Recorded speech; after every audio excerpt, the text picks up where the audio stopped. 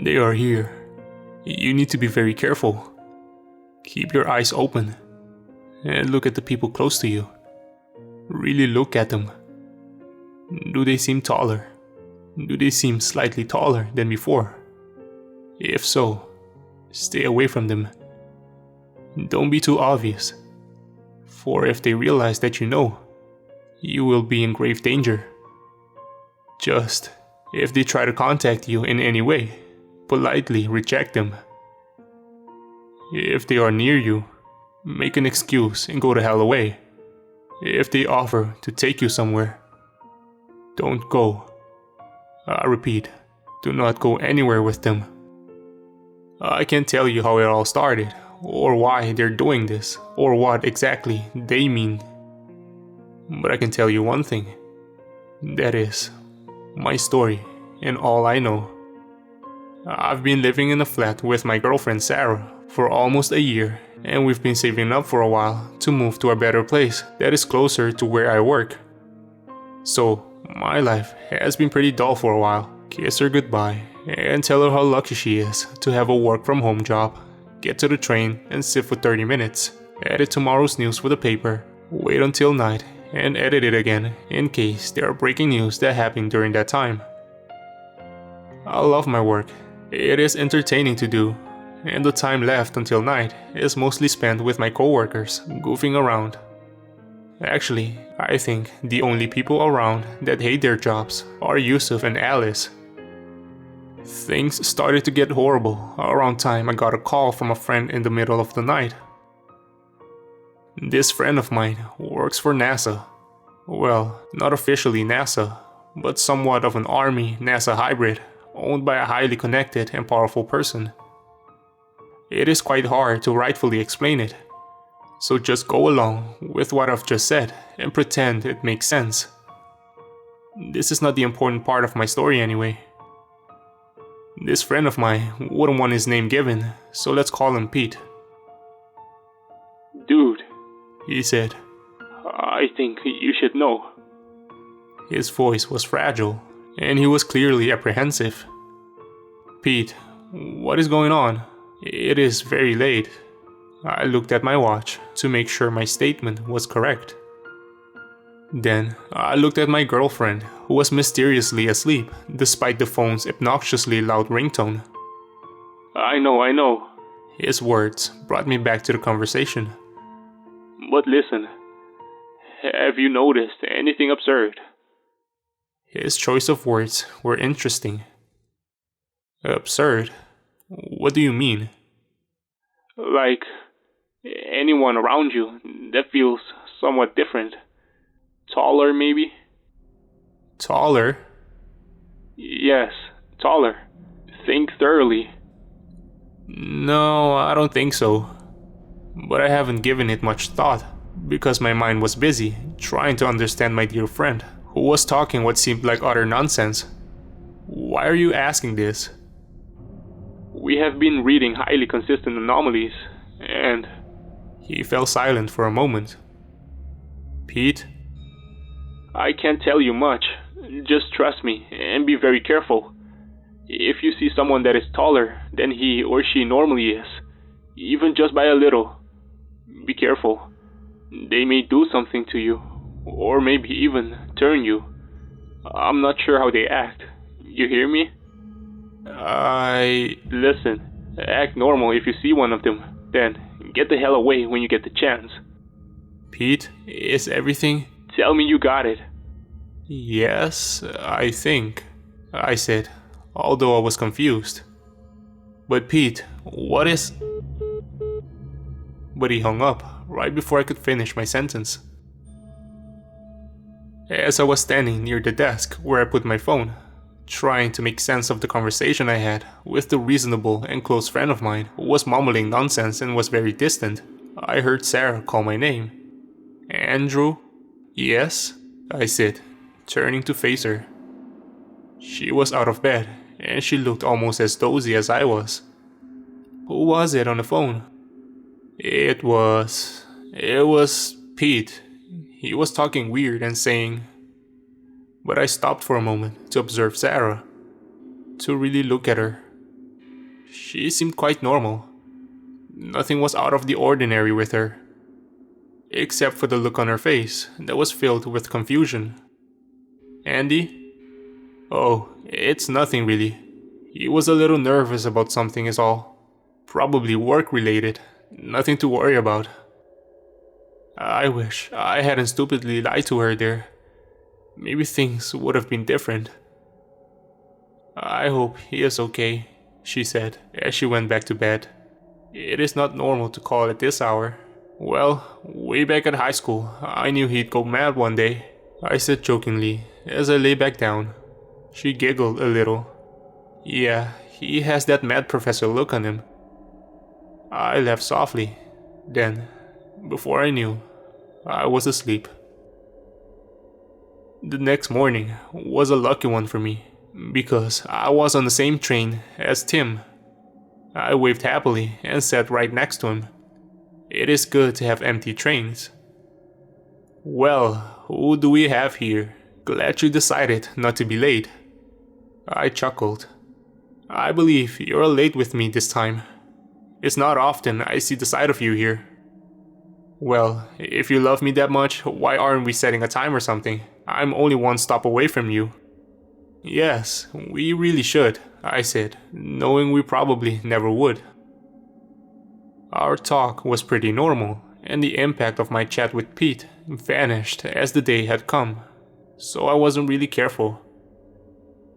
It was Tim who noticed something was off. Psst, he whispered. Where's the old lady's cat?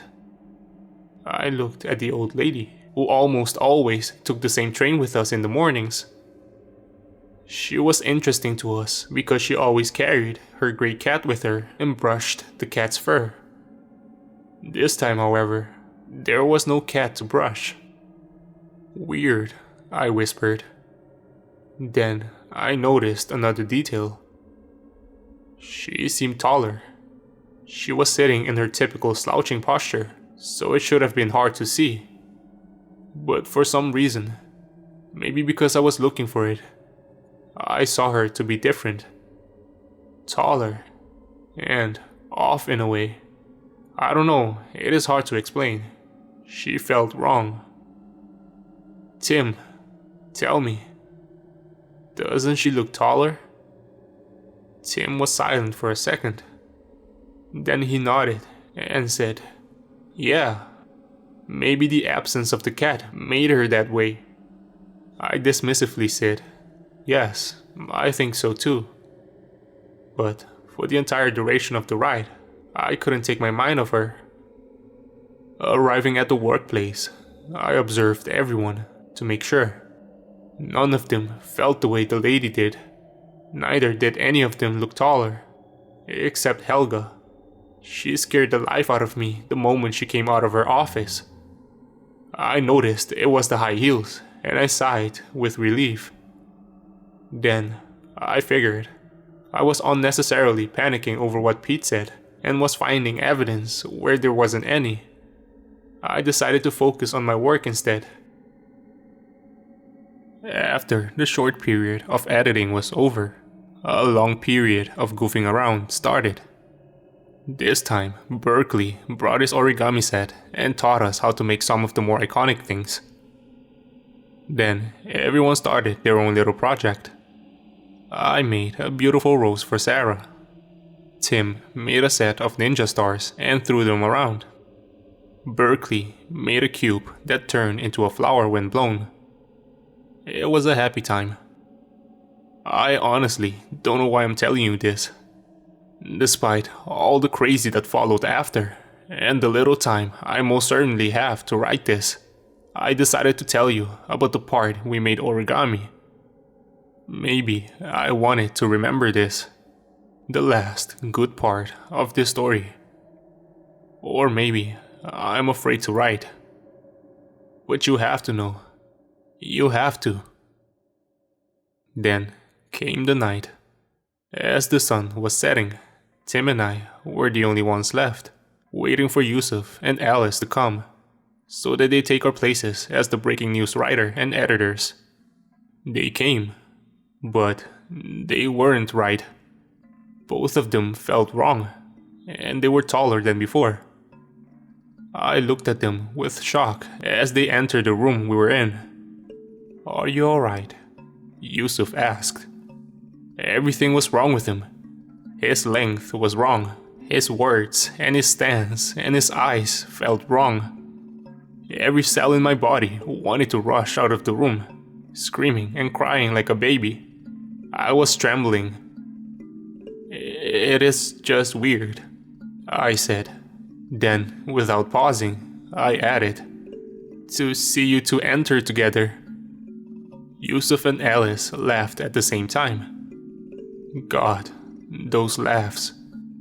I quickly announced, "Anyway, I think we should get going. Since you two came, there is no reason for us to waste time here any longer."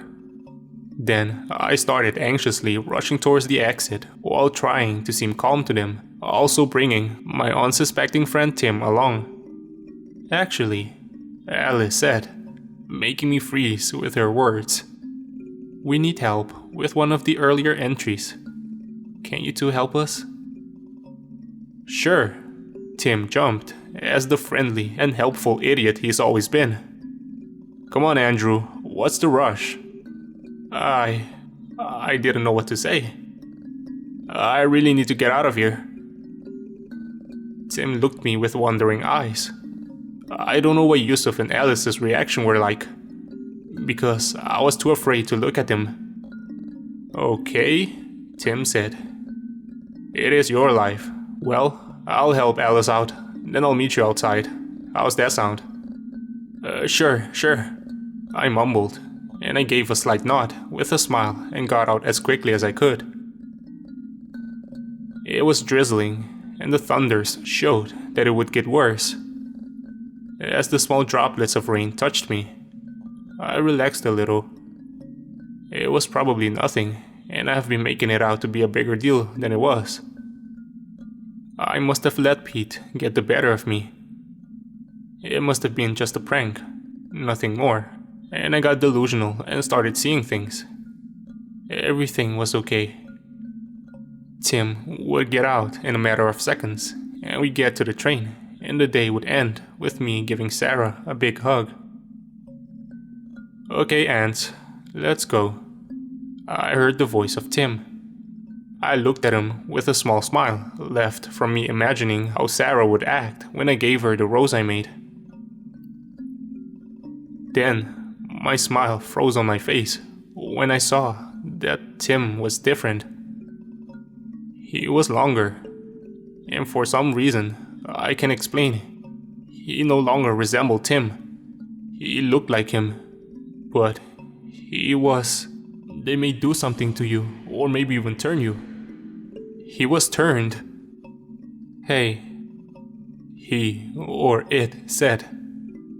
"What are you smiling about?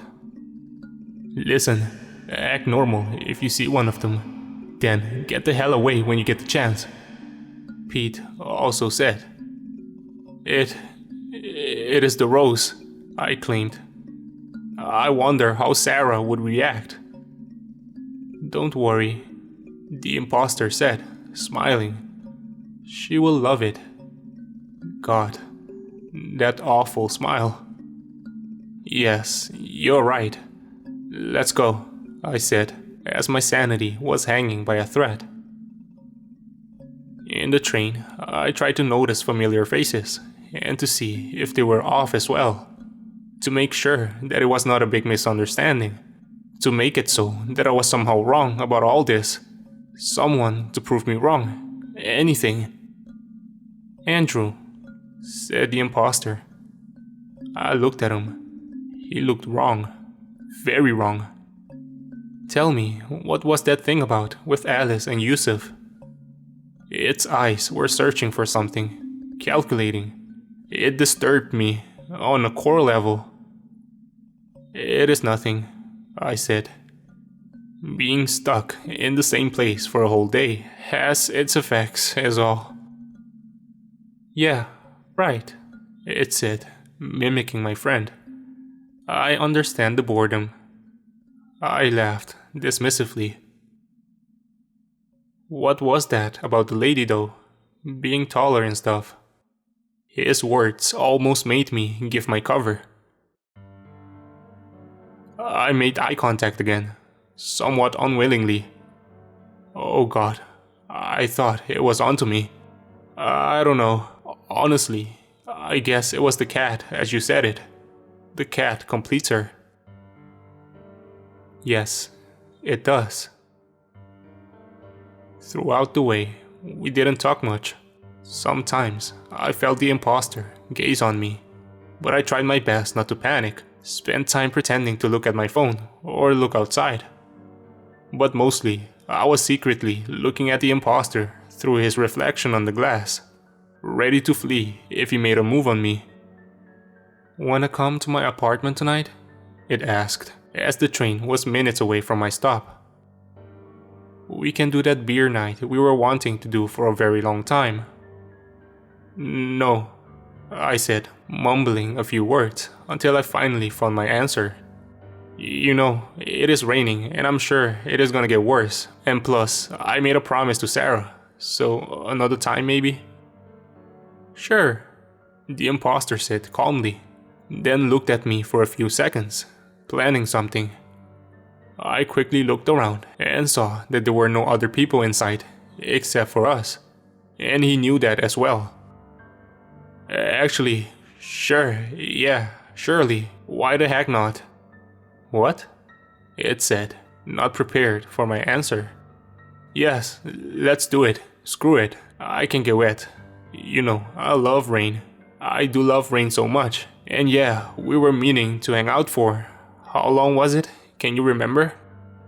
"I'm not sure," it said. Its or his looks were more curious now, almost unsure. Great, I thought to myself. The next stop was my stop. Yeah, Sarah can wait, right? We needed this bro time together, as partners in crime, in job and crime, and in train.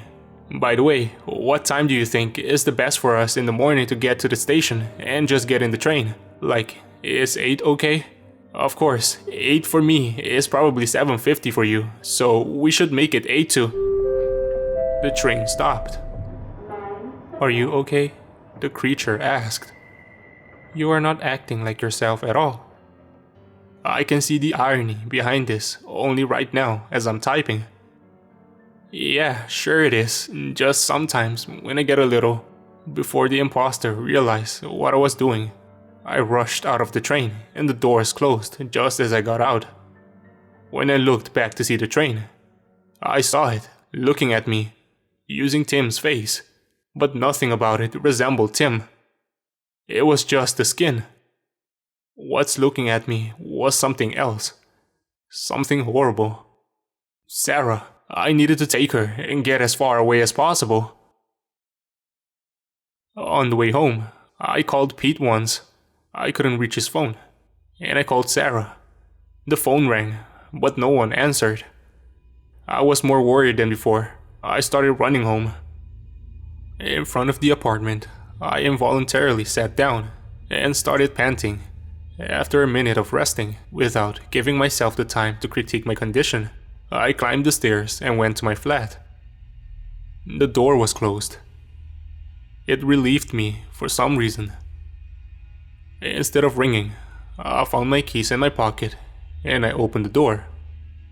Sarah was inside. I could see her shape in the dark, lying on the couch. "Oh God, Sarah, it is so great to see you. Look, there is something I need to tell you." "What's going on?" she asked, as she was slowly getting up. I started searching for the switch with my hands. "Look, something is happening. I don't know how or what, but Pete was right. I think people are being..." Unfortunately, I found the light switch and turned on the lights. It was now standing erect. Just like how Sarah would stand. It had the posture of Sarah. It looked at me how Sarah would. It looked just like Sarah as well. Except it was slightly taller. Eyes, stance, Everything. Wrong. In a way I can't even comprehend. God, I thought. Sarah, the person that I love more than anything in the world, was turned. What's standing only meters away from me was a vile imposter, pretending. I really wanted to cry and hug Sarah until it was all over. But what stood ahead of me wasn't her. I panicked, started trembling. My knees were weak now. I put all my weight on the table right next to me so that I wouldn't fall. "Honey," the creature said, rushing at me. "Are you okay? What's wrong?" "You," I said, shaking. "Not her. Stay the fuck away. Stay the fuck away." It backed away a little.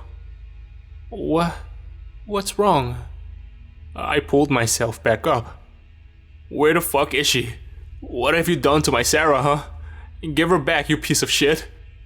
The next thoughts I had were, I should not have said that. The creature stopped just for a second, then opened its mouth as if it was going to say something. But then, it kept on opening, and opening. If I had any kind of doubt that it was somehow still Sarah I was talking to, it disappeared right at that moment, when it spawned what I can describe as 3 big tentacles out of its mouth and rushed at me. My instincts saved me. Before I knew, the creature was on the ground, trying to get up, and I was holding a bloodied opal stone that we had for decorations in my hands. The blood on the stone was greenish. So was the blood oozing out of the creature's wound on its head. It was still on the ground, and I raised the stone angrily to hit again. Then, while looking at the imposter I despised with all my heart, I saw something. Something, as it was lying on the floor, defenseless, looked like Sarah.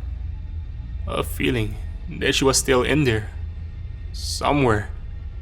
Maybe. That is, when the creature suddenly opened its eyes and rushed at me again. I backed down and fell on the floor. The imposter took this opportunity to jump on me, and the things in its mouth did their best to touch me.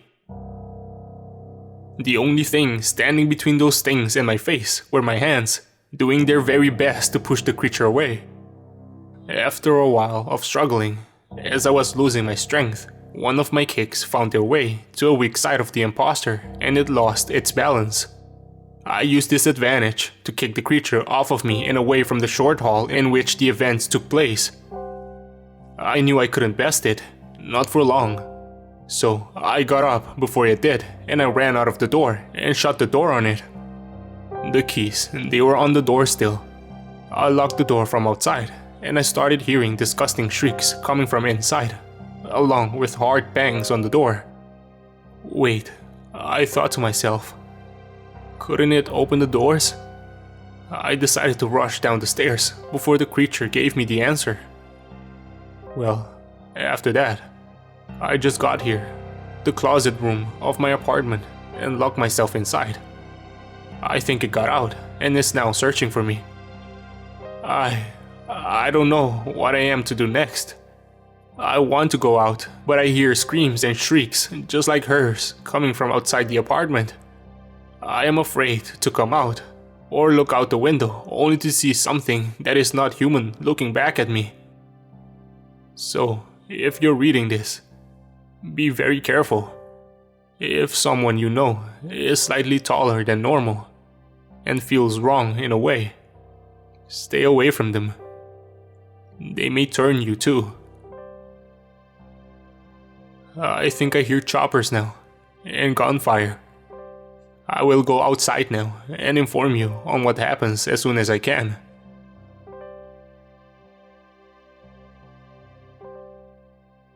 Okay, I'm finally in a position to write what followed after. Sorry for not being able to respond for a day. It's just that I have been a little busy, almost dying. Well, let me start from where I left off. Yes, the helicopters. It was about an hour after I posted when I started hearing helicopters. Just before I heard the helicopters, I got the courage to look out the window and see what the hell was going on. At first, I saw silence. The street looked horribly empty, and so did the dark, lightless, and lifeless apartments. But when I looked a little more careful, I saw the panic hiding within. There was smoke visible in different areas. Distant shrieks and screams occasionally broke the silence. But when the dozens of helicopters came, with strong searching lights flying over the city, I got confident enough to come out of hiding and get to the streets so that one would see me and get me out of there. To where? Was anywhere safe? If so, for how long would that place stay safe? Were they actually survivor-friendly helicopters? Those are the kind of questions that I did not have the time to think about. As I unlocked the door and slowly opened it, I expected to see Sarah with tentacles coming out of her mouth, ready to turn me. But, to my surprise, the hallway was empty. However, there were footsteps coming from the upper floor, so I decided not to stay there any longer and go out into the open. I walked silently through the hallway and opened the outside door of the apartment. The street was empty. Still. But I heard men speaking with strong voices somewhere on the right, maybe a few streets away. This felt like the greatest opportunity to find people who could actually listen to me, and maybe we could fight our way through this mess. So I followed the voices. On the next street was a long man in a suit, standing still and watching me. He was wearing a top hat that clearly went out of fashion centuries ago. Yet, it wasn't the weirdest part about him. He was wearing sunglasses, even though the sun had set hours ago. He seemed careless of the rain pouring over him as well. He was only watching me. Shit, I thought to myself. He must be one of them. First, I tried to keep my pace to not alert him. Then, as he kept watching me, I grew more and more restless. Then, as I was passing by him, I lost control and started bolting away from him. The rush of adrenaline kept me going for a while, and I probably would have kept going further if it wasn't for the sudden brightness blinding me.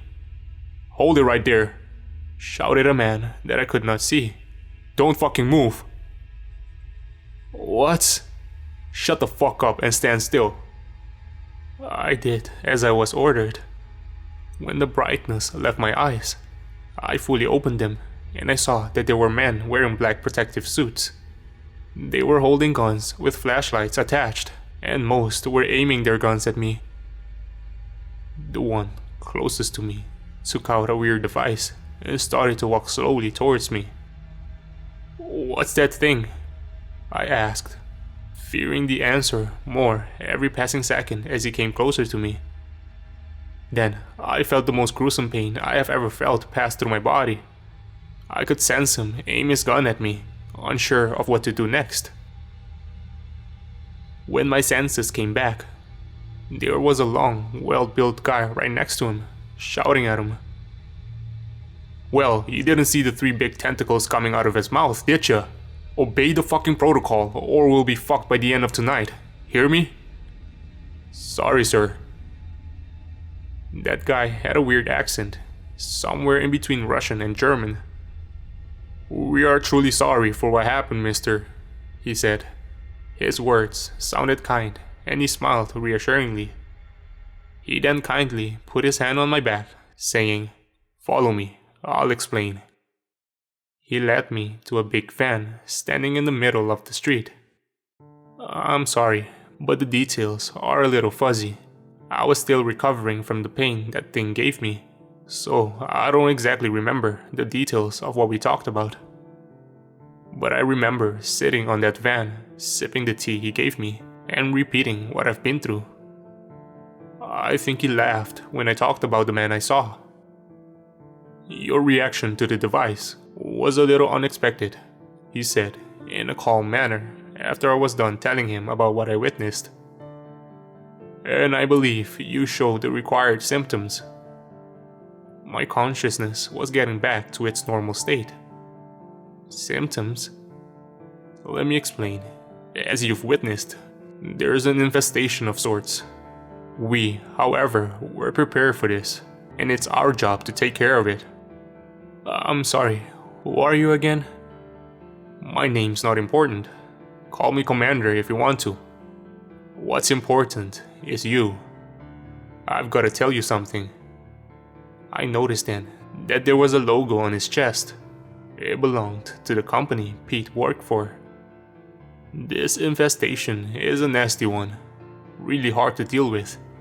Except, it's got a weakness. One major weakness that we can use to our advantage. And we have to if we are to save everyone, infected or not.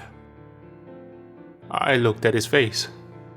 He had a long Bridget nose and dark blue eyes. The way he looked at me made me certain that he was going to ask me something. Something hard to ask. You've been infected. Don't be afraid. It's nothing your immune system can't fight. So you'll be okay if you choose to reject what I'm about to say and go on your way. The words infected had a shocking effect on me. How did it happen? I don't remember. They can, he said, interrupting me, infect others simply by wounding. And you, mister, he paused, took out a tissue from his pocket and touched it on my cheek and showed me the tissue. It had a line of blood on it. He continued, have been infected with the bacteria. I remember the imposter Sarah attacking me with its tentacles, though I felt a little skeptic. So, you're telling me that a bacteria causes tentacle to come out of people's mouths? An interconnected hive of bacterial cells that are greatly able to differentiate and reproduce in varying environments, but yes, they're bacteria. So, what will happen to those inside of me? As I said, if left alone, your immune system will handle it. You'll get a little feverish, then they'll die. Unless you let us weaken you. What? I said with horror and confusion. Why the fuck would you do that? This is what I've been trying to get to. Listen to me. This hive has a queen. If the queen dies, the hive dies with it. To locate the queen, however, we need someone whose immune system can identify the bacteria and who has enough amount of bacterial infestation in their parietal lobe and occipital lobe so that... He saw that I wasn't following.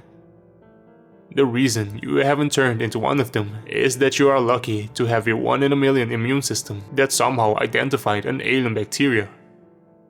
He coughed briefly. After you get infected enough, you will start seeing something. I'm not sure what, but something that isn't normal in your range of vision. Something you will see without seeing. It's the queen. Tell us where you feel it, how far it is. We will kill it, and this will end. Any questions? So, you want me to let myself turn into one of them and tell you where the queen is? No, you won't turn into one of them. There's a syringe here. It's got antibiotics specially made for this. When injected, it'll kill the bacteria. After you tell us the location, before you get worse, we'll inject it. What happens to those that already turned? The hive will die with the queen. The infection will kill itself. They'll be mostly unharmed, except they will puke blood for a while. I thought of Sarah and others who had been infected. At that moment, it seemed like the only way to end it. The look on the commander's face indicated that as well. I will do it. The weakening part, where they inject me with a yellow liquid that was supposed to weaken my immune system, was not that rough. After feeling shitty with intense pain behind my eyes and my stomach for minutes, however, I felt it. It's hard to explain. At first, I felt my body burning. A small burn though. I felt it in my veins and in my head, but especially in my throat. Then my throat started itching and I coughed. What came out was a red and green blood. Then the itching got worse. It reminded me of the time where I ate a considerable amount of chocolate and fell asleep and woke up to many ants inside of my mouth, walking and biting. But this was a lot worse than that, as a feeling. So I coughed. More green and less red blood came out. The change was scary. "Feel anything yet?" the commander asked. He was nervous as well. I shook my head to left and right. I wasn't feeling anything related to another location. Or maybe I was feeling it and just wasn't aware of it. That scared me, so I tried to focus. Yet the itch proved it impossible. But minutes later, something happened. I started hearing in a way I've never heard before. I heard myself and others with me. The voice was inside my head, like thoughts, but not exactly thoughts. Like commands in the shape of thoughts. I don't know. Then I started seeing the others, formed just like me, looking at me and each other just like I was looking at them. We were aware of each other. We saw each other, but not with our eyes. Then I saw what they were talking about. One big monster inside of a body. It was the one calling to us and commanding us. "Where is it?" the commander asked. His soldiers were behind him, looking at me with interest, except for the one I was linked to.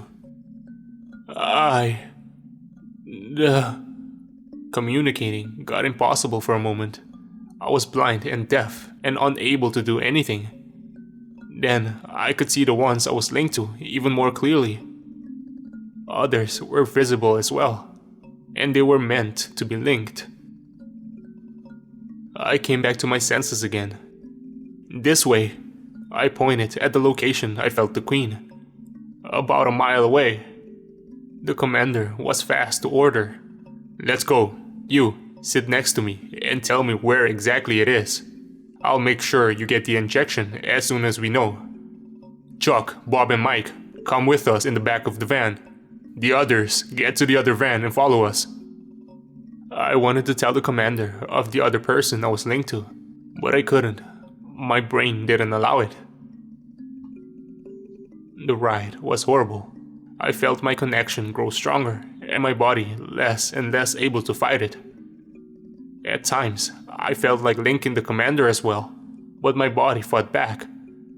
I tried to tell him what was happening back there, but my link blocked me from doing so. My hearing and sight changed twice, leaving only the enemy and the linked, then changed back to the blurry state I was in quickly before I turned the commander. Eventually, we were in the same street as the queen. "Where is it?" the commander asked again. The infection fought against it, but I managed to lift my hand to the place the queen was at.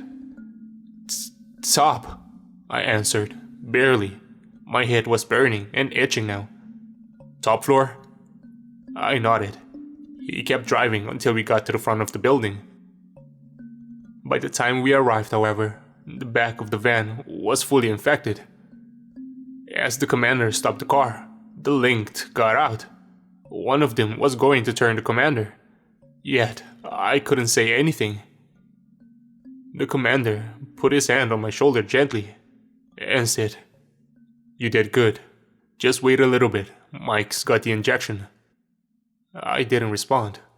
He got out, and as one of the linked was going to link him with us, the other van arrived, and it changed its mind. The commander walked next to one of the linked and said, "Mike, give him the injection. Make sure that he's okay, and then come with us. We're going to take care of this." Mike, who was now longer than he was before, responded as he would, then took the injection. The others were already getting inside of the 3-story building when he opened the door. I sensed that he tried harming me, but he was unavailable. He tried again, and he couldn't. Our link wasn't allowing it. I first heard gunshots, then some linked died, then some joined us, and the gunshots stopped. Nobody around was there to suspect anything, because the whole block was linked. My hearing and sight changed again, for longer this time. I felt all the others linked thoroughly. The commander and his other men were with us now. They were part of us. Then my body fought back, and I felt sick again. Sicker this time. I was losing the battle. I had to do something before I was fully gone. I looked at Mike, the linked right outside the car. I got out, managing to stay on my feet somehow. Then took the injection from Mike's hand. He opened his mouth and shrieked at me with its tentacles. I started walking towards the apartment to end all of this. My entire body hurt. I was stretching. My mouth was burning and I was thirsty. The rain, now pouring like I've never seen before, hurt my skin. I felt the bones of my jaw loosen, almost melt. If I wanted to, I could open my mouth until my chin touched my neck. But I decided not to. I could feel the 3 disgusting tentacles forming in my throat. I could shriek if I wanted to, but I decided not to. I entered the building. There was green blood on the floors. Some linked were lying dead on the ground, no longer linked. Some were doing nothing. Not yet. They weren't ordered anything. One of them looked at me and recognized me as its own. I did too. I kept going up and I saw a familiar face. The commander. He looked at me and recognized me as its own. Then he got confused and gave me a device. I was confused for a moment too, and I took the device. Then I recognized him, and he recognized me too.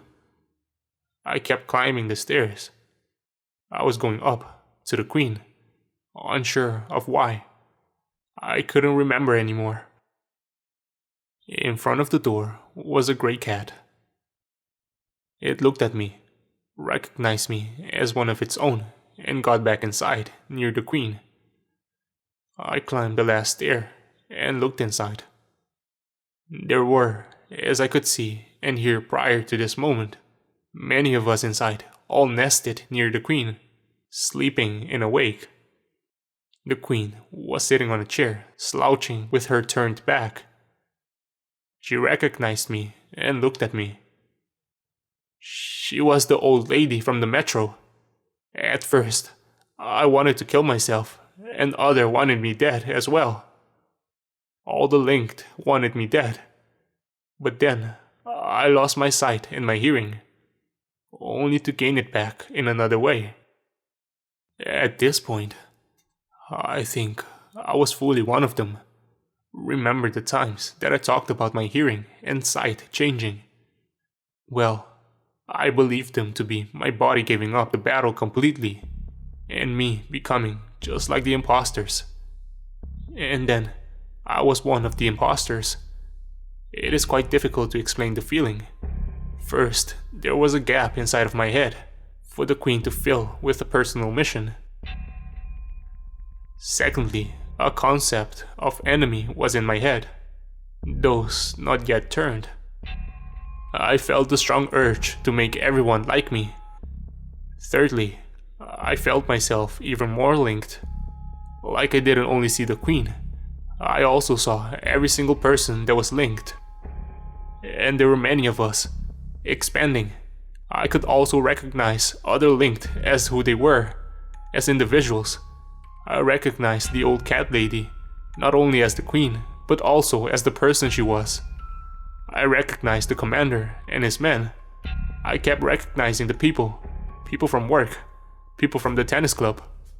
And finally, Sarah. When I saw Sarah, something happened. The doctor I talked to laughed when I told him that Sarah saved me. But it is true. Seeing her made me remember my body fought back one last time with everything it got, and I was back to being conscious. Yet, the queen didn't like it. It angrily jumped on me, making us fall down, and opened its mouth. The old lady, unlike all the other imposters, had 4 of those tentacles, and she grabbed my face with them. I could feel she was doing something to me, and I felt that death was only seconds away. Coincidentally, I felt the device I took from the commander on my left hand. I started pressing the device from all angles I could reach, with only the sensation of touch, while also feeling an inhumane amount of pain on my head. Then, to my luck, the device worked, and every single creature in the room, including me and the queen, was shrieking in pain. I took this opportunity to use the syringe the right way, but to my surprise, it wasn't in my right hand. I realized that I had dropped it when the lady jumped on me, with my left hand holding the device and giving me unexplainable amount of pain. I searched desperately for the injection with my other hand. I tilted my head to the right to see where the injection was, but my well-formed tentacles, shaking around in pain, were keeping me from having clear vision. The moment I found the syringe was the moment the device went off. I quickly grabbed the syringe, and this time, as the old lady jumped back on me, I made sure I didn't let go of my grip. The pain on my face was back, and I was quickly losing consciousness. With my very last effort, I injected the syringe to her neck. She started shrieking in agony and rolling around. As everything was going dark, I remember hoping that it would work. A while ago, I opened my eyes to see that I was in a hospital owned by the company Pete works for. Sarah was there, waiting for me to open my eyes. God, I was so happy to see her. After a while, a doctor came and asked me what happened. I explained to him thoroughly. Then, when he left, the commander came, thanking me for doing what I've done, promised to go out for a beer sometime, and left. Pete came too, to check on me. He told me his part of the story, and I told him my part. He was quite surprised when I told him about the tall man I saw. He said that my description was the same as his boss, the guy who owns the company. After Pete left, I called the people I knew. Alice and Yusuf were okay, although they hadn't remembered anything that happened and had sore throat and were sick. Others from work were also okay. Some weren't even sure why I called.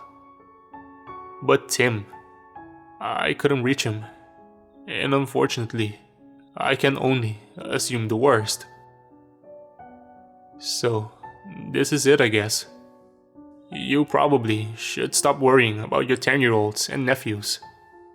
The situation seems to be over. Although, there's this weird feeling I get when I look in the mirror.